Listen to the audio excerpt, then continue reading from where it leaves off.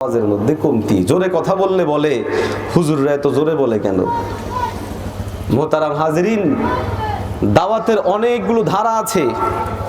কিছু কিছু ধারা আছে যেখানে নিবিড়েই কথা বলবো, কিছু কিছু জায়গা আছে যেখানে স্পিডেই কথা বলতে হবে। সব জায়গায় মিনমিনে কথা বললে হয় না। কিছু জায়গায় কথা বলতে হয় বিপ্লবীর মতো, কিছু জায়গায় কথা বলতে হয় দরদ দিয়ে কান্নাকাটি করে। প্রত্যেকটা স্টেপ ফেললো আমার নবীর ইজ্জত দিয়ে ছিনিমিনি খেলবা, আমার বাবার ইজ্জত দিয়ে ছিনিমিনি খেলবা, আমার কোরআন নিয়ে ছিনিমিনি খেলবা, আমি মিনিমিনি করব। হতে পারে না, হতে পারে না। যদি বলেন ঠিক না বেঠিক? কেন হবে এটা? এটা তো আমার নবীর ইজ্জতের মাসালা। এই মানুষটা তো সেই মানুষ যেই মানুষের তুলনা একমাত্র তিনি, এর তুলনা আর কেউ হতে পারে না। আস্তে করে জোরে বলেন। মুসলমান ভাইরা আমার, সুতরাং কাফেরদের টার্গেট হলো আমাদের হৃদয় থেকে পয়গম্বর আলাইহিস সালামের মহব্বতকে দূর করে দিবে, ইসলামের প্রতি মায়াকে বের করে নিয়ে আসবে, কোরআনুল কারীমের প্রতি আমাদের যে অগাধ বিশ্বাস এবং ভালোবাসা সেখান থেকে আমাদেরকে বের করে নিয়ে আসবে। এই সমস্ত জিনিসগুলো বাস্তবায়ন করার জন্য কেন্দ্রীয়ভাবে একটা শক্তি কাজ করছে, সেটা হলো মিডিয়া। আওয়াজ দিয়া কোন ঠিক না বেঠিক? আজকের দিনে মিডিয়াগুলো ওলামায়ে কেরামদের কোনো একটা বিচ্ছিন্ন ব্যক্তিগত কোনো দোষ পেলেও বিশাল করে প্রচার করে গোটা মানুষের সামনে আলেম শ্রেণীকে ছোট করার জন্য, খাটো করার জন্য এমন কোনো ষড়যন্ত্র নাই, করে না। কিন্তু এর বিপরীতে ওলামায়ে কেরামের সফলতাগুলো যখন প্রচার করার কথা আসে, তখন মনে হয় তারা সবচেয়ে বেশি কৃপণ, কিপটা হয়ে যায়। দেশের লক্ষ লক্ষ কোটি কোটি টাকা ব্যয় করে ক্রিয়া খাত আজ পর্যন্ত আন্তর্জাতিক কোনো সম্মাননা সেইভাবে আনতে পারেনি। আজকের দিনে বিভিন্ন সংস্কৃতিতে অনেক জায়গায় কোটি কোটি টাকা রাষ্ট্রের ব্যয় করা হচ্ছে, কিন্তু বাস্তব উল্লেখ করার মতো কোনো সফলতা নাই। অথচ দেখা যায় এর পিছনে কোটি কোটি টাকা প্রতি বছর ব্যয় হচ্ছে। একটু আওয়াজ দিয়া বলেন ঠিক কিনা? এর বিপরীতে কোরআনওয়ালারা, হাফেজে কোরআন, ওলামায়ে কেরাম এবং মাদ্রাসাগুলো শুধুমাত্র দু একটা দেশ নয়, দু একটা জায়গা নয়, 70, 80, 100, 150, 200 রাষ্ট্রের সাথে মোকাবেলা করে এক নাম্বার হওয়ার মতো উদাহরণ আমাদের সামনে আছে না নাই? মুসলমান ভাইরা আমার, আপনাদের বিবেকের কাছে প্রশ্ন রাখবো, আজকের মিডিয়াগুলো যখন আমাদের বাচ্চাদেরকে গানের দিকে আমন্ত্রণ জানাচ্ছে, বিভিন্ন নাটকে, সিনেমায়, অনুষ্ঠানে খুদে শিল্পীর খোঁজে এরকম শিরোনাম দিয়ে, গায়কের খোঁজে এরকম শিরোনাম দিয়ে বিভিন্ন চ্যানেলে যখন বাচ্চাদেরকে গানের প্রতি আহ্বান করা হচ্ছে, অথচ এদের কোনো সফলতা নাই। এর বিপরীতে কোরআনুল কারীমকে প্রতিযোগিতায় অংশগ্রহণ করে বিজয় হওয়া হাফেজদের ব্যাপারে ছোট্ট একটা নিউজও তারা করতে পারে না। আওয়াজ দেন ঠিক নেই? সুতরাং বোঝা যায় এই জিনিসগুলো সবগুলো চক্রান্ত, ষড়যন্ত্র। সেই ষড়যন্ত্রটা হলো এই, আজকের দিনে আমাদের অনেক বাবা আছেন সংস্কৃতি মনা, অনেক যুবক ভাই আছেন সংস্কৃতি মনা। সংস্কৃতি মনা হওয়া খারাপ না, তবে পশ্চিমা ধাঁচের সংস্কৃতি, কুফফারদের প্রণীত সংস্কৃতির ধারায় ধারক বাহক হওয়াটা সমস্যা। গান বাজনার মধ্যে নিমজ্জিত হওয়ার সমস্যা।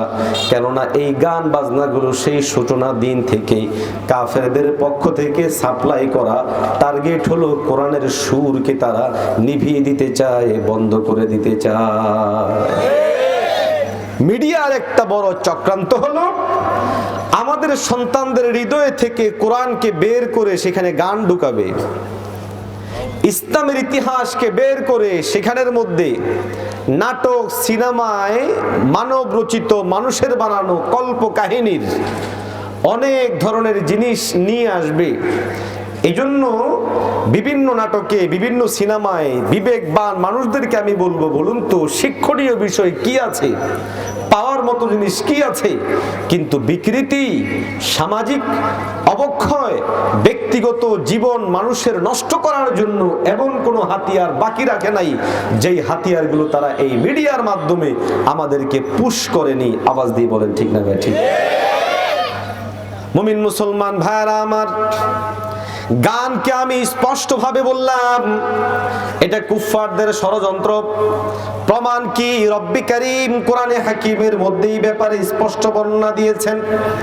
আল্লাহ রব্বি কারীম বলে, কাফেরদের মধ্য থেকে কিছু কাফের এমন আছে যারা লাহওয়াল হাদিসকে ক্রয় করে। লাহওয়াল হাদিস কি? তাফসীরের কিতাবের মধ্যে আসছে, তাফসীরে মারিফুল কোরআন সহ সব তাফসীরের কিতাবের মধ্যে আসছে লাহওয়াল হাদিস ক্রয় করনেওয়ালা কে? ওয়া মিনান নাসি মাইয়াশতারি লাহওয়াল হাদিস। লোকদের মধ্যে কিছু মানুষ এমন আছে যারা লাহওয়ে হাদিসকে ক্রয় করে।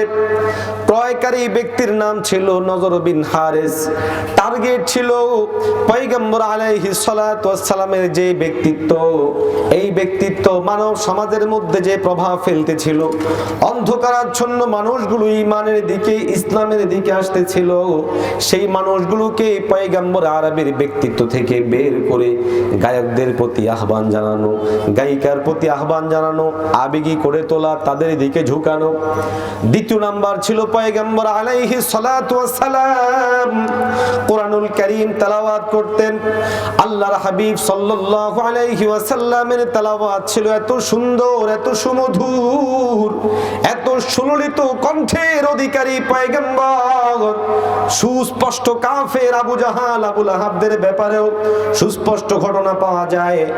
দিন দিন তারা আল্লাহর হাবিবের বিরোধিতা করত, কিন্তু রাত্রের গভীরে এসে আল্লাহর হাবিব সাল্লাল্লাহু আলাইহি ওয়াসাল্লামের তেলাওয়াত শুনতো।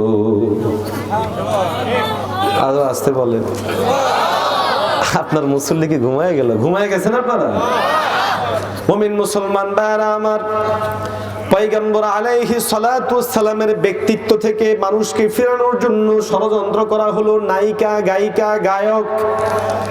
আল্লাহর হাবিব সাল্লাল্লাহু আলাইহি ওয়াসাল্লামের আনিত কোরআনে হাকিমের যে আকর্ষণ, সুলেহান, চমৎকার সুর, সুমধুর কণ্ঠ, তেলাওয়াত থেকে ফিরিয়ে আনার জন্য ষড়যন্ত্র করা হলো গান। আল্লাহর হাবিব সাল্লাল্লাহু আলাইহি ওয়াসাল্লাম কোরআনে হাকিমের মধ্যে বর্ণিত ঘটনাগুলো মানুষকে শোনাতেন। ইব্রাহিম আলাইহিস সালামের ঘটনা, পয়গম্বর মুসার ঘটনা, পয়গম্বর ঈসার ঘটনা, কওমে আদের ঘটনা, কওমে সামুদের ঘটনা। এই ঘটনাগুলো শুনে মানুষের হৃদয়ের মধ্যে রেখাপাত করে এক ধরনের পরিবর্তন আসে, মেধা ও মননে এক ধরনের আলোড়ন সৃষ্টি হয়। কুফফাররা চিন্তা করে দেখলো, মুহাম্মদের প্রতি মানুষের যে আকর্ষণ, এটা যদি বাধা না দেওয়া যায়, কোরআনের প্রতি তাদের যে আবেগ, এটা যদি শেষ না করে দেওয়া যায়, এই ঘটনাগুলোর প্রতি তাদের যে আগ্রহ, এই আগ্রহ থেকে যদি তাদেরকে ফেরানো না যায়, তাহলে আমাদের আগামী দিনে খবর আছে। এই জন্য নজর বিন হারিস দূর সফরের মধ্যে গেল, ব্যবসায়ী সফরের মধ্যে গিয়ে নজর বিন হারিস আসার সময় একটা গায়িকা ক্রয় করে আনলো। টার্গেট ছিল এই গায়িকার মাধ্যমে যুবকদেরকে গায়িকার দিকে ফিরিয়ে দিবে আল্লাহর নবীর ব্যক্তিত্ব থেকে। গায়িকার মুখে সুললিত কণ্ঠে গান পরিবেশন করবে। টার্গেট ছিল তার গান শুনে যেন যুবকেরা কোরআনুল কারীম শুনে মননে হৃদয়ের মধ্যে যেই এক ধরনের আলোড়ন সৃষ্টি হয়, সেই জায়গা থেকে বের করে নিয়ে আসবে। আসার সময় কিছু বই কিনে আনলো, যে বইগুলোর মধ্যে অতীতের রাজা বাদশাদের ঘটনা ছিল, বানানো কেচ্ছা কাহিনী ছিল। টার্গেট হলো আল্লাহর নবী যেসব কেচ্ছা কাহিনী বলে, সেই কেচ্ছা কাহিনীগুলো থেকে ফিরিয়ে রাখা। এইবার আমি আপনাদের সামনে মিডিয়ার ষড়যন্ত্র তুলে ধরি। নজর বিন হারেস ওই যুগে যেই কাজ করেছে, এই যুগে আজকের মিডিয়া চলচ্চিত্র পাড়া সেম কাজ করে। আলেম ওলামা থেকে জনগণকে ফেরানোর জন্য আলেমদেরকে সাজায় মৌলবাদী হিসাবে, নাটক সিনেমার মধ্যে অভিনয় করায় সবচেয়ে খারাপ জায়গায়, উপস্থাপন করে সবচেয়ে খারাপ হিসাবে। কমান্ডো ছবির মধ্যেও তাই ঘটেছে। টার্গেট হলো নবীর ওয়ারিসদের কাছ থেকে উম্মতকে দূরে সরিয়ে তাদেরকে ঈমান হারা করা। নাটক সিনেমাগুলোর মধ্যে প্রচুর ভাবে অশ্লীল গান প্রদর্শন করা হয়। টার্গেট হলো এই মুসলমান কোরআনে হাকিমের তেলাওয়াত। গোটা পৃথিবীর মধ্যে আমার মাতৃভূমি বাংলাদেশ, এত একটা গর্ব অহংকার করি আমরা। এই দেশ, যেই দেশের মধ্যে যেই পরিমাণ হাফেজ তৈরি হয়, পৃথিবীর কোনো দেশে এই পরিমাণ হাফেজ তৈরি হয় না। যেই পরিমাণ আলেম তৈরি হয়, আলহামদুলিল্লাহ, এই পরিমাণ আলেম পৃথিবীর কোথাও তৈরি হয় না। এবং কোরআনুল কারীমের যেই লেহান, যেই সৌন্দর্য, যেই আবেগ, যেই মহব্বত, সেটা থেকে বের করে আনার জন্য আমাদের ঘরে ঘরে আজকে গান চালু করে দেওয়া হয়েছে। আরো আসতে কর, রাগ করলেন নাকি আমার কথা? বাস্তবতা আছে না নাই? মুসলমান ভাইরা আমার, শুধু তাই নয়, আজকে আমাদের যুবক ভাইদেরকে যদি প্রশ্ন করি, এই মাহফিলেও যদি আমি প্রশ্ন করি, সব বাদ দেন, আমাদের নবী মুহাম্মদুর রাসূলুল্লাহ সাল্লাল্লাহু আলাইহি ওয়াসাল্লামের জীবনের উপর লিখিত সিরাত গ্রন্থ কয়জনের ঘরে আছে? লজ্জা দিব না, হয়তোবা 10 জন ব্যক্তিও হাত তুলতে পারবে না আমার ঘরে নবীর জীবনী আছে। যে কয়েকজন হাত তুলবে তাদের মধ্যে 5 জনও পাওয়া যাবে না যারা পয়গম্বরের জীবনী পড়ে। ও মুসলমান, কেন এই জিনিস সৃষ্টি হলো? অথচ আমাদের ঘরে ঘরে আজকে নোবেল বই আছে না নাই? আরো আসতে কর, বানানো গাল গল্প আছে না নাই? তাহলে সব জিনিসগুলো থাকতে পারে, নবীর জীবনী নাই, ইসলামের সঠিক ইতিহাস নাই, ইতিহাসের কোনো বই আমাদের ঘরে নাই। কেন নাই? উত্তর একটাই, সেটা হলো আমরা গভীর ষড়যন্ত্রের মধ্যে পড়ে গেছি। আওয়াজ দেন ঠিক না বেঠি? মুসলমান ভাইরা আমার, এতক্ষণ তো আমি বললাম মিডিয়ার ষড়যন্ত্র ইসলামের বিরুদ্ধে। এইবার আরো একটু গভীরে যে বলি, মিডিয়ার ষড়যন্ত্র শুধুমাত্র ইসলামের বিরুদ্ধে না, আমার ব্যক্তিত্বের বিরুদ্ধে, আমার পরিবারের বিরুদ্ধে, আমার সমাজের বিরুদ্ধে, আমার রাষ্ট্রের বিরুদ্ধে পর্যন্ত মিডিয়ার চক্রান্ত চালু আছে। ব্যক্তির বিরুদ্ধে চক্রান্ত কি? ব্যক্তির বিরুদ্ধে চক্রান্ত হলো এমন অনেক অশ্লীল জিনিস দেখানো হয় যেগুলোর কারণে আমার ব্যক্তি চরিত্র নষ্ট হতে বাধ্য। যেই জায়গার মধ্যে অশ্লীল নারীদেরকে দেখানো হচ্ছে, নারী পুরুষের অবাধ মেলামেশা প্রদর্শন করা হচ্ছে, আজে বাজে এমন কোন জিনিস নাই যেইগুলো প্রদর্শন করা হচ্ছে না। এইগুলোর মাধ্যমে আমার ব্যক্তিত্বকে নষ্ট করে দেওয়া হচ্ছে। মদ পান করানো দেখা হচ্ছে, সিগারেট খাওয়া দেখানো হচ্ছে, মারামারি দেখানো হচ্ছে, কাটাকাটি দেখানো হচ্ছে। কেউ কেউ যুক্তি দিয়ে বলতে পারেন এইগুলো দেখানো হয়, উদ্দেশ্য হলো সতর্ক করা। পাগলামি করা দরকার নাই, সতর্ক হয় না, বরং এখান থেকে শিখে তারা বাস্তবায়ন করে। বাংলাদেশে সবার ঘরে টেলিভিশন আছে? কি বলে আছে? আছে নাকি? শতকরা 50% মানুষের ঘরে আছে, 50%-এর বেশি মানুষের ঘরে নাই। কিন্তু চোর তো চুরি শিখলো, কিভাবে চুরি করতে হয় মিডিয়া কৌশলে সেটা দেখায়। চোর কেমনে চুরি করে, ডাকাতে কেমনে ডাকাতি করে, খুনি কেমনে খুন করে প্রসেস করে। প্রশ্ন হলো, খুনি তো শিখলো, কিন্তু সমস্ত মানুষ তো সেখান থেকে সেভের প্রক্রিয়াটা শিখেনি, শিখা সম্ভব না। এই জায়গা থেকে আমার সমাজ কি পেল, আমার রাষ্ট্র কি পেল, এতটুকু বিবেক কি আমাদের নাড়া দেয় না? আমরা কি শিখছি এখান থেকে? এই জন্য এখন অপরাধের নতুন নাম দেওয়া হয়েছে ফিল্মি স্টাইলে চুরি, ফিল্মি স্টাইলে ডাকাতি, ফিল্মি স্টাইলে খুন, ফিল্মি স্টাইলে গুম, ফিল্মি স্টাইলে ধর্ষণ। তাহলে বোঝা যায় ফিল্মে শিখাইছে, সেখান থেকে শিখে এসে খুন করেছে। এই খুনের নাম হচ্ছে ফিল্মি স্টাইলে খুন। আওয়াজ দিয়ে বলেন ঠিক আছে? কথাটা যদি কারো গায়েও লাগে, কিন্তু এটার বাস্তবতা আছে না নাই? আওয়াজ দিয়ে বলেন না। আমি দাবি করেছি নাটক সিনেমাগুলো স্বয়ং রাষ্ট্রের ব্যাপারে ষড়যন্ত্র। প্রশ্ন হলো কেমনে? উত্তর হলো নাটক সিনেমাগুলোর মধ্যে অনেক সময় এমন বহু জিনিস দেখানো হয় যেই জিনিসগুলো রাষ্ট্রীয়ভাবে অবৈধ, আইনত দণ্ডনীয় অপরাধ, কিন্তু মিডিয়ার ছলে সেগুলোকে জাতির সামনে নিয়ে আসে। আজকে সামাজিক যোগাযোগ মাধ্যমের কারণে প্রত্যেকের মোবাইল প্রকারান্তরে এক একটা সিনেমার রূপ নিয়েছে, যেখানের মধ্যে ওই অশ্লীল নৃত্য, অশ্লীল ছবি, অশ্লীল জিনিসগুলো আসার কারণে ধর্ষণ মহামারী আকার ধারণ করেছে। ধর্ষণ একটা রাষ্ট্রীয় অপরাধ। এই রাষ্ট্রীয় অপরাধকে ঠেকাতে হলে ধর্ষণের চিত্রগুলোকে গোটা চলচ্চিত্র পাড়া থেকে মুছে দেওয়া ছাড়া কোনো বিকল্প নাই।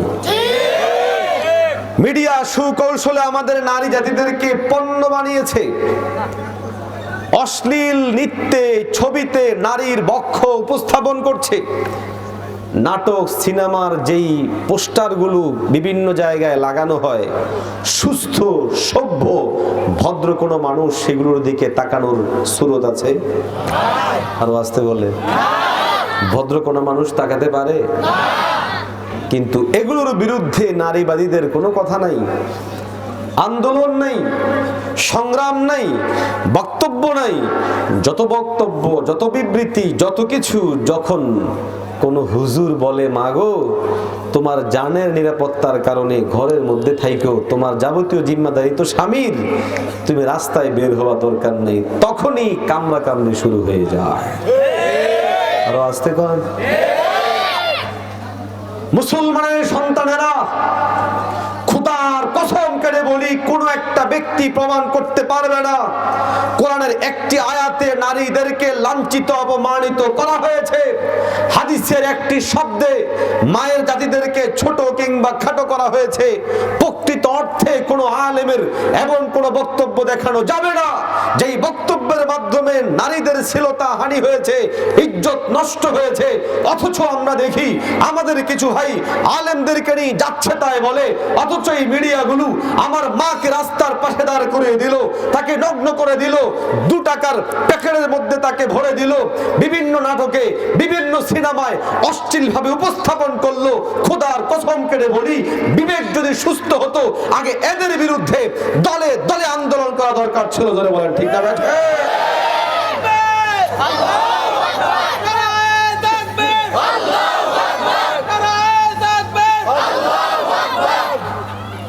এই জন্য ভাইও সতর্ক হওয়া চাই, সাবধান হওয়া চাই। ইসলামের ব্যাপারে ব্যাপক ধারণা সৃষ্টি করা চাই। ইসলাম এমন একটা দিন, ব্যক্তিগত জীবনে যেটা আছে, সমাজ জীবনে, কথা বলেন না কেন, রাষ্ট্রীয় জীবনে, পারিবারিক জীবনে, সর্বত্র থাকার মতো যেই দিন, সেই দিনের নাম হলো, আরো আওয়াজ দিয়া কন, আরো জোরে বলেন, আল্লাহু তাবারাকা ওয়া তাআলা ইন্নাদ-দীনা ইনদাল্লাহিল ইসলাম। ও মুসলমান, রব্বি কারীম কোরআনে হাকিমের মধ্যে অত্যন্ত সুন্দর করে বলে, নিশ্চয়ই দিন আল্লাহর কাছে একটাই গ্রহণযোগ্য, সেটা হলো ইসলাম। আওয়াজ দিয়া কোন ঠিক না বেঠি? আল্লাহর হাবিব সাল্লাল্লাহু আলাইহি ওয়াসাল্লাম আর মজবুতির সাথে বলেছেন, ও ঈমানওয়ালারা, ও মুমিনেরা, হৃদয়ের মধ্যে তোমরা গেঁথে নাও, আল ইসলামু ইয়ালু ওয়া লা ইউলা আলাইহি, ইসলাম সব সময় উপরে থাকবে। ইসলামের উপরে কোনো ধর্ম, কোনো মতবাদ হতে পারে না। ইসলাম সবচেয়ে ঊর্ধ্বে ধর্ম, সবচেয়ে গ্রহণযোগ্য ধর্ম। ভুল বুঝার কোনো সুযোগ নাই। তার মানে কি আমরা ভিন্ন ধর্মের সব মানুষকে মেরে ফেলবো, শেষ করে ফেলবো? না না, ইসলাম মুসলমানরা সেটা কোনোদিন করেনি। যার জ্বলন্ত প্রমাণ হলো ভারত উপমহাদেশ। 700 থেকে 800 বছর পর্যন্ত মুসলমানদের ক্ষমতা এই উপমহাদেশের মধ্যে ছিল। সেই 700-800 বছরে যদি প্রতি 1 বছরে 100 করেও যদি হিন্দুকে, বৌদ্ধকে, খ্রিস্টানকে মুসলমান বানানো হতো, তাহলে আজকের দিনে একটা বিধর্মীয় খুঁজে পাওয়া যেত না। তাহলে বোঝা যায় বাস্তবতা বলে ইসলাম কখনো জোরপূর্বক ভিন্ন ধর্মাবলম্বীদেরকে মুসলমান বানায়নি, বানাতে পারে না। ভিন্ন ধর্মাবলম্বীদের ধর্মীয় জায়গায় আঘাত করেনি, করতে পারে না। এটা ইসলামের মূল চেতনা বিরোধী। ভিন্ন ধর্মাবলম্বীদের সাথে ইসলামের প্রাথমিক সূচনা কাজ হলো দাওয়া ইলাল্লাহ। স্বাভাবিকভাবে দাওয়াত দিবে, যতক্ষণ পর্যন্ত তারা চ্যালেঞ্জিং ভূমিকায় না আসবে অতক্ষণ পর্যন্ত মুসলমান চ্যালেঞ্জিং ভূমিকায় যাবে না। অতক্ষণ পর্যন্ত তার কাজ হলো দাওয়া ইলাল্লাহ, দোয়া করতে থাকবে। ও মুসলমানের সন্তানেরা, আজকের দিনে আমরা ভুল বুঝি ইসলাম সম্পর্কে, সঠিক জিনিসগুলো না থাকার কারণে বেঈমানরা খুব সহজেই আমাদের ঈমান হারা করে দেয়। ইসলাম সম্পর্কে ভুল বিভ্রান্তিকর তথ্য উপস্থাপন করে যুবকদেরকে বিভ্রান্ত করে।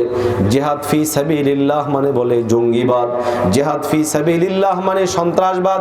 এই মুসলমানের সন্তান, মাথা পরিষ্কার করে নেওয়া চাই। জিহাদ হলো ইবাদত। নামাজ যেমন ইবাদত, কোরআন দ্বারা প্রমাণিত, হাদিস দ্বারা প্রমাণিত, সুন্নাহ দ্বারা প্রমাণিত, ইজমা কিয়াস দ্বারা প্রমাণিত। রোজা যেমন প্রমাণিত, হজ যেমন প্রমাণিত, যাকাত তেমনি ভাবে প্রমাণিত।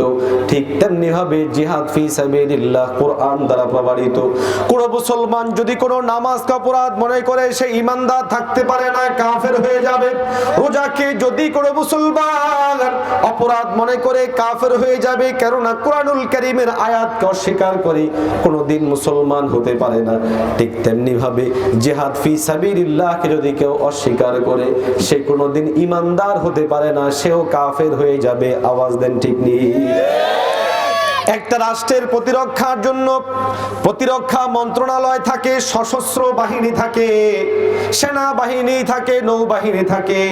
ইসলামেও রাষ্ট্রীয় ব্যবস্থাপনা আছে, সেখানের মধ্যে সেফটির জন্য সশস্ত্র মন্ত্রণালয়ের নাম হলো জিহাদ ফি সাবিলিল্লাহ, সেখানকার সৈনিকদের নাম হলো মুজাহিদ। সুতরাং এই জায়গার মধ্যে সে ভুল বুঝিয়ে আমাদের ঈমান হরণ করে নষ্ট করার চেষ্টা করে। অতীত ইতিহাস বলে মুসলমান কাটাকাটি, মারামারি, হানাহানি নয়, বরং মুসলমান চিরজীবন শান্তিবাদী। ওই শান্তির জন্যই জিহাদটাকেও ফরজ করে দিয়েছেন কে? মুসলমান ভাইরা আমার, কেউ কেউ ইসলামের অপব্যাখ্যা করে বলে ইসলাম তরবারি জোরে প্রতিষ্ঠা পেয়েছে। না না, ইসলাম তরবারি জোরে প্রতিষ্ঠা পায়নি, বরং শান্তি প্রতিষ্ঠা করতে যে তরবারির ব্যবহার হয়েছে। কিন্তু সেই তরবারির ব্যবহারেও কখনো সীমা লঙ্ঘন করেনি, কখনো বাড়াবাড়ি করেনি। ছোট্ট একটা ঘটনা বলি। হযরতে আলী কাররামাল্লাহু ওয়াজহাহু যুদ্ধের ময়দানে কাফেরদের সাথে যুদ্ধে উপনীত হলেন। মারাত্মক যুদ্ধ লেগে গেল, মারাত্মক হামলা চলতেছে, দ্বিপাক্ষিক লড়াই। এই দিক থেকে কাফের হযরতে আলীকে আক্রমণ করে, হযরতে আলী পাল্টা আক্রমণ করে, আক্রমণ পাল্টা আক্রমণ চলতে চলতে একটা পর্যায়ে হযরতে আলী রাদিয়াল্লাহু তাআলা আনহু কঠিন ভাবে আঘাত করেন, আর সেই কাফের তরবারি ভেঙে টুকরা হয়ে তার হাত থেকে পড়ে যায়। সে ওই জায়গার মধ্যে চিৎপটাং হয়ে পড়ে যায়। হযরতে আলী তরবারি হাতে নিয়ে ওই লোকের বুকের উপর বসে যান। এক মুহূর্তের জন্য তিনি তরবারি দিয়ে আঘাত করবেন আর ওই কাফের শেষ হয়ে যাবে। কাফের চিন্তা করে দেখলো আমি তো শেষ, তাহলে চূড়ান্ত ভাবে ইসলামের প্রতি মুসলমানদের বিরুদ্ধে হৃদয়ের মধ্যে যে ঘৃণা আছে, এই ঘৃণাটাকে আমি সর্বশেষ প্রকাশ করে দিই। এই জন্য সে হযরতে আলী কাররামাল্লাহু ওয়াজহুর মুবারক চেহারার মধ্যে থুতু নিক্ষেপ করে দেয়। মুসলমান যুক্তি বলে যদি কোনো তাকে হত্যা করতে 1 মিনিট পরে, তাহলে এখন থুতু মারার কারণে 1 মিনিট আগেই হত্যা করে দেওয়া উচিত, যেহেতু সে আমার গায়ে থুতু মেরেছে। কিন্তু হযরতে আলী রাদিয়াল্লাহু তাআলা আনহু করলেন পরিপূর্ণ উল্টা কাজ। হযরতে আলী কাররামাল্লাহু ওয়াজহাহু তরবারি হাতে নিয়ে তার বুক থেকে উঠে দাঁড়িয়ে যান। ওই কাফের আশ্চর্যান্বিত হয়ে যায়, কি ব্যাপার? আলী আমাকে হত্যা করার জন্য যুদ্ধ করলো, সব কিছু করলো, আমার বুকের উপর বসে মাত্র তরবারি চালাবে, এই মুহূর্তে আলী উঠে গেল। ব্যাপার কি, কেন আলী এমনটা করলো? আশ্চর্যান্বিত হয়ে কাফের প্রশ্ন ছুড়ে দিয়ে বলে, ও আলী, তুমি তো আমাকে হত্যা করার জন্য আমার সাথে তরবারি চালিয়েছো, এখন যখন তুমি আমার উপর বিজয়ী হয়ে গেলে, তাহলে তুমি কেন তোমার তরবারিকে সরিয়ে নিলা, তুমি কেন উঠে গেলা? হযরত আলী কাররামাল্লাহু ওয়াজহাহু বলে, তোমার সাথে আমার যুদ্ধটা ব্যক্তিগত কোনো বিষয় নয়, আমার কোনো ব্যক্তিগত স্বার্থের কারণেও নয়, তোমার সাথে আমার লড়াইটা ছিল ঈমান এবং কুফরের কারণে, ব্যক্তিগত কোনো বিষয় এখানে ছিল না। কিন্তু যখন তুমি আমাকে থুতু নিক্ষেপ করেছো, তখন সেটা আমার আর ব্যক্তিগত পর্যায়ে যায়নি, এখন সেটা আমার হৃদয়ে এক ধরনের রাগ উঠে গেছে, তোমার প্রতি এক ধরনের ক্ষোভ, এক ধরনের জিদ আমার মনের মধ্যে কাজ করতেছে। আমার মনে হলো, এখন যদি আমি তোমাকে মেরে ফেলি, এই মেরে ফেলাটা ইসলামের জন্য হবে না, এই মেরে ফেলাটা হবে আমার রাগ দমন করার জন্য, এই জন্য আমি তোমাকে ছেড়ে দিলাম। আল্লাহু আকবার, জোরে বলেন না আল্লাহু আকবার। মুসলমান ভাইরা আমার, সেই বিধর্মী যুবক হযরত আলী কাররামাল্লাহু ওয়াজহাহু এই আচরণ দেখার পরে মুগ্ধ হয়ে গেল, মন্ত্রমুগ্ধ তার মতো তার হৃদয় ভরে গেল। যে ইসলাম এত সুন্দর, প্রকাশ্য শত্রুকে, জানের দুশমনকে সামান্য এই ভাবনা থেকে মুক্ত করে দিতে পারে, এই ধর্মের মতো সুন্দর ভালো ধর্ম আর কিচ্ছু হতে পারে না। যুবকের হৃদয়ের মধ্যে ঈমানের আলো আলোকিত হয়, মনন আলোড়িত হয়ে যায়। ওই যুবক সঙ্গে সঙ্গে ঈমান এনে মুসলমান হয়ে গেছে। আর জোরে বলেন না আল্লাহু আকবার। মুসলমান ভাইরা আমার, সুতরাং বোঝা যায় ইসলাম প্রয়োজন সাপেক্ষে যুদ্ধকে বৈধ করেছে, যেটার নাম হলো জিহাদ ফি সাবিলিল্লাহ, কিন্তু দাওয়াতি প্রক্রিয়াকেও চালু রেখেছে। এই জন্য বদর যুদ্ধে সাহাবায়ে কেরাম ময়দানে যুদ্ধ করে আল্লাহর নবী দুই হাত তুলে কান্নাকাটি করতেছিলেন কার কাছে? একইভাবে উহুদের প্রান্তরে আল্লাহর হাবিব সাল্লাল্লাহু আলাইহি ওয়াসাল্লাম সাহাবায়ে কেরামদেরকে নিয়ে বীর বিক্রমে লড়াই চালিয়ে যাচ্ছিলেন। চতুর্দিক থেকে বেঈমান কাফেরদের ষড়যন্ত্র চলতেছে। আল্লাহর হাবিব সাল্লাল্লাহু আলাইহি ওয়াসাল্লামের উপর আক্রমণের উপর আক্রমণ। ইতিহাস বলে আল্লাহর হাবিবের উপর তারা এমন কঠিন আক্রমণ করেছে, পয়গম্বর আলাইহিস সালামের দান্দান মোবারক শহীদ করে দিল। আল্লাহর হাবিবের মাথা মোবারকের মধ্যে তো কঠিনতম আঘাত করেছে বেঈমানের দল। হযরতে আলী কাররামাল্লাহু ওয়াজহাহু সহ গোটা সাহাবায়ে কেরামদের জামাত সেখানে হাজির। হযরতে তালহা রাদিয়াল্লাহু তাআলা আনহু সহ সব সাহাবায়ে কেরামগণ চতুর্দিকে পয়গম্বরকে সেভ করার জন্য দাঁড়িয়ে যায়। ও মুসলমান, এমন কঠিন পরিস্থিতি ছিল, সাহাবায়ে কেরাম ভীত সন্ত্রস্ত হয়ে যায়। বিশেষত যখন পয়গম্বরের দান্দান মোবারক শহীদ হয়ে পিনকে দিয়ে রক্ত বের হয়ে গোটা শরীর রক্তে রঞ্জিত হয়ে যায়, মাথা মোবারক আক্রান্ত হয়ে যখন আঘাতপ্রাপ্ত হয়ে রক্ত বের হয়, সাহাবায়ে কেরামগণ ভীত সন্ত্রস্ত হয়ে যান। এই ভয়, এই ভীতি নিজের জানের মায়া থেকে নয়, বরং পয়গম্বরের প্রতি মায়া থেকে পয়গম্বরের কাছে আরজ করে বলে, ওগো আল্লাহর হাবিব, এই মুহূর্তে আপনি মালিকের কাছে দোয়া করেন, আল্লাহ রব্বি কারীম যেন তাদের সবাইকে ধ্বংস করে দেয়।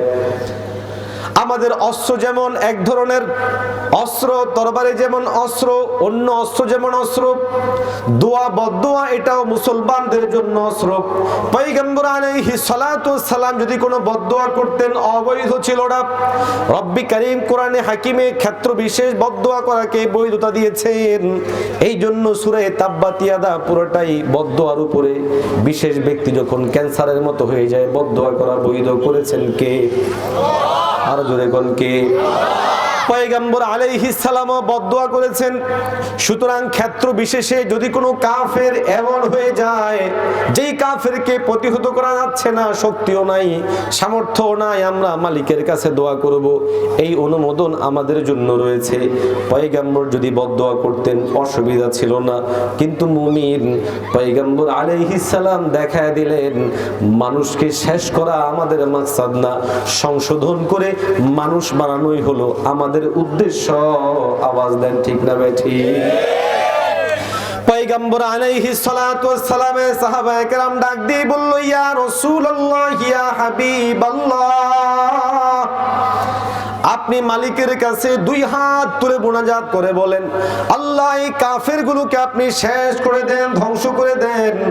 পয়গম্বর আলাইহিস সালাতু ওয়াস সালাম প্রতি উত্তরে বলে, কলিজার টুকরা সাহাবীরা রে, ইন্নাল্লাহ লাম ইয়াবআসনি তাআনা ওয়ালা লাআনা ওয়ালাকিন বাআসানি দাঈয়াতান ওয়া রাহমাহ।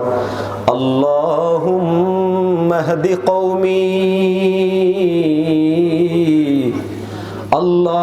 আল্লাহুম্মা হদি কওমি ফাইন্নাহুম লা ইয়ালামুন।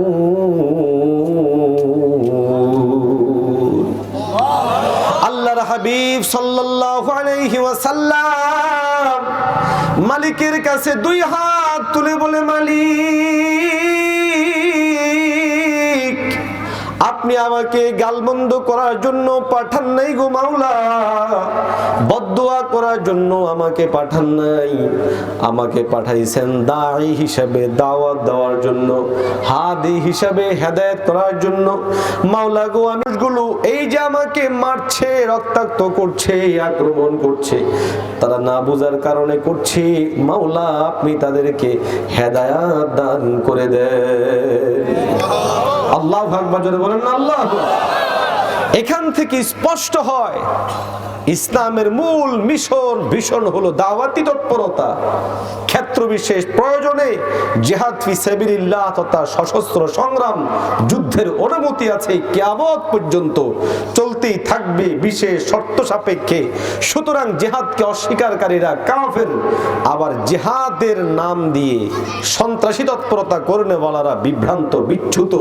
যেমনটা 2005 সালে আমাদের বাংলাদেশে কিছু ভাইয়েরা 64 জেলায় বোমাবাজি করেছিল, কথা বলেন নাকি?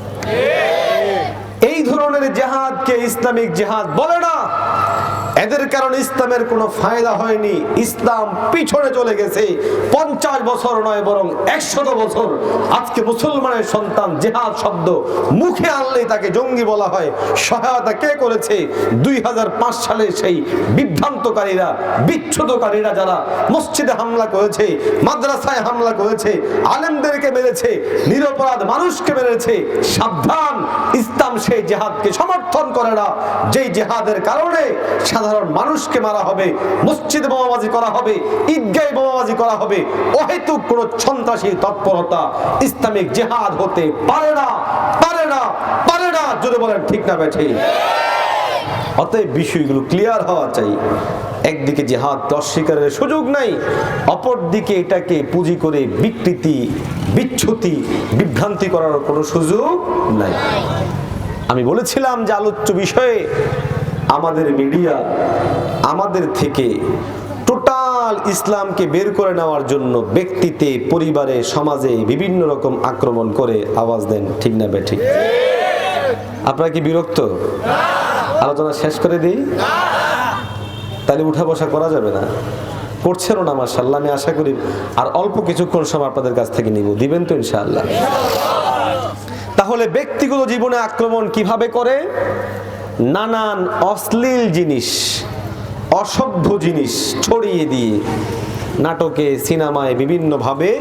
আর বিশেষ আক্রমণ করা হয় দাড়িওয়ালা, টুপিওয়ালা, পাঞ্জাবিওয়ালাদের উপর। আওয়াজ দেন, ঠিক না বেঠি? দ্বিতীয় নাম্বার হলো পারিবারিক বন্ধনকে নষ্ট করে দেওয়ার জন্য।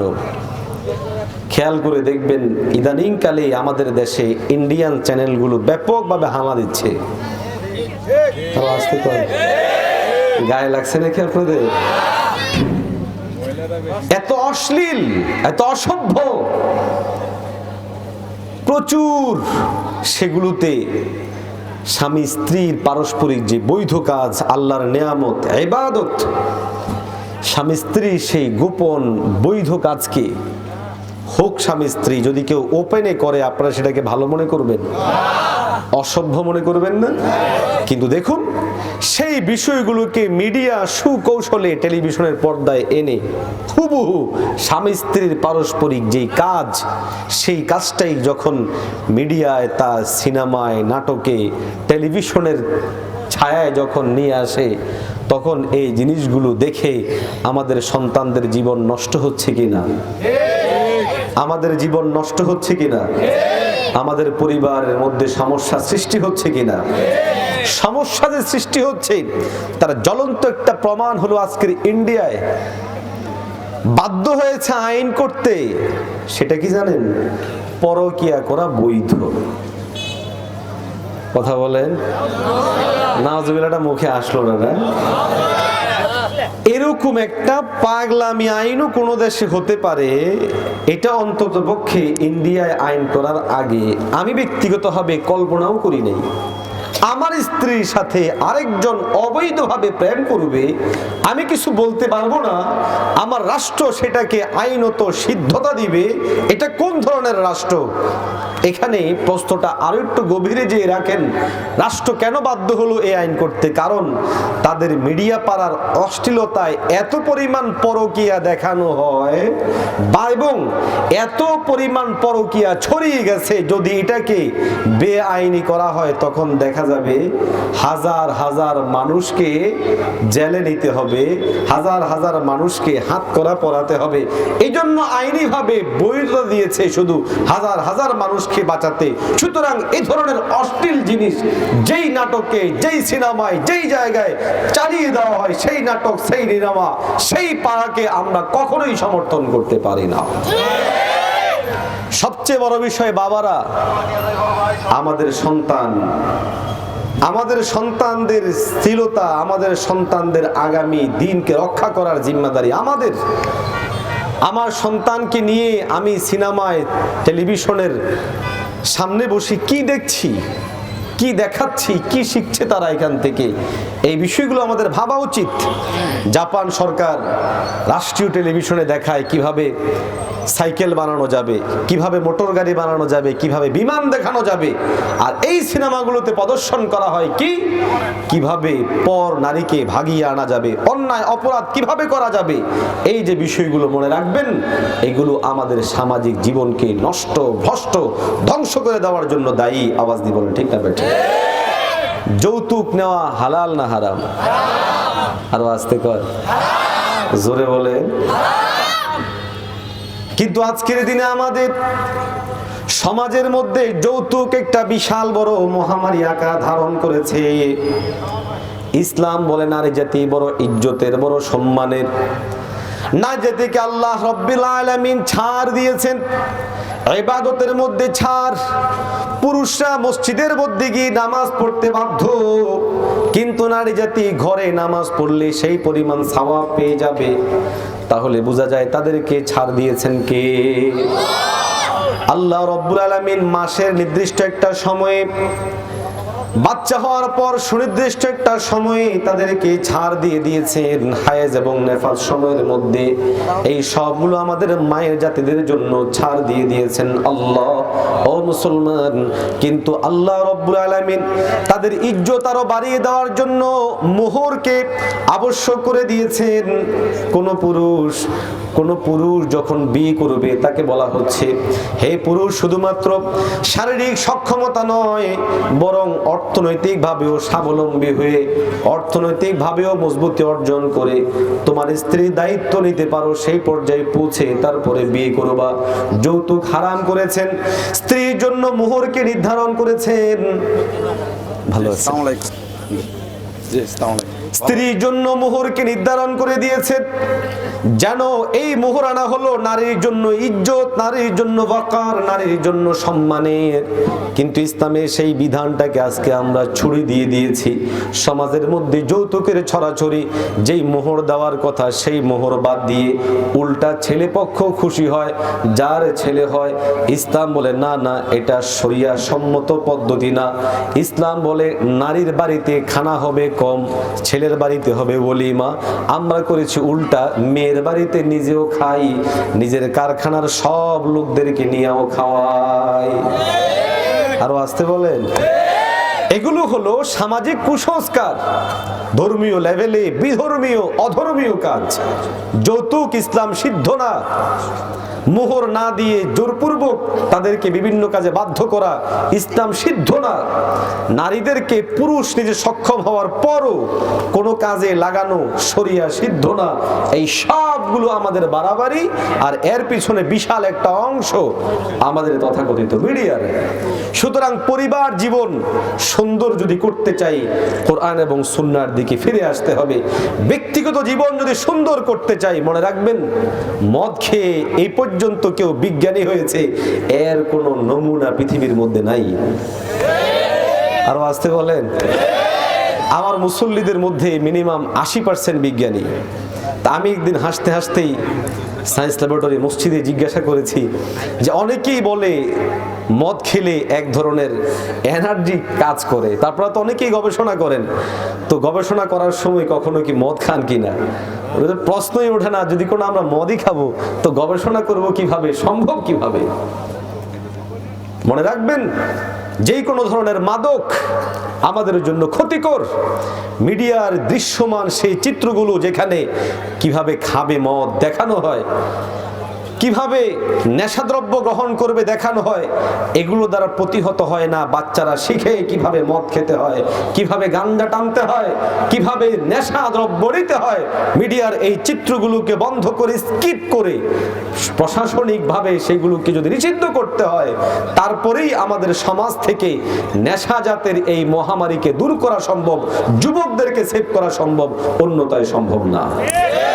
মোহতারাম হাজরিন, আমাদের প্রধান অতিথি আলহামদুলিল্লাহ চলে আসছেন, সকালে বলে আলহামদুলিল্লাহ। আমি আলোচনা খুব লম্বা করব না, সারমর্ম বলেই আমি আলোচনা শেষ করব। শুরু থেকে আমি আপনাদেরকে বলেছি ইসলামের সূচনা হয়েছিল ব্যক্তিগত জীবনে পরিবর্তনের মাধ্যমে। ধীরে ধীরে সেটার প্রভাব পড়েছে পারিবারিক জীবনে, এরপরে সমাজে। চূড়ান্তভাবে মাদিনাতুল মুনাওয়ারা নামক একটি রাষ্ট্র পয়গম্বর আলাইহিস সালাতু ওয়াস সালাম গঠন করার মাধ্যমে গোটা বিশ্বময় ইসলামের সৌন্দর্য তুলে ধরেছিলেন। পৃথিবীতে সর্বপ্রথম লিখিত সংবিধান, যেটাকে মদিনা সনদ বলা হয়, আল্লাহর নবীর রাষ্ট্র পরিচালনা নীতিকে কি বলা হয়? মদিনা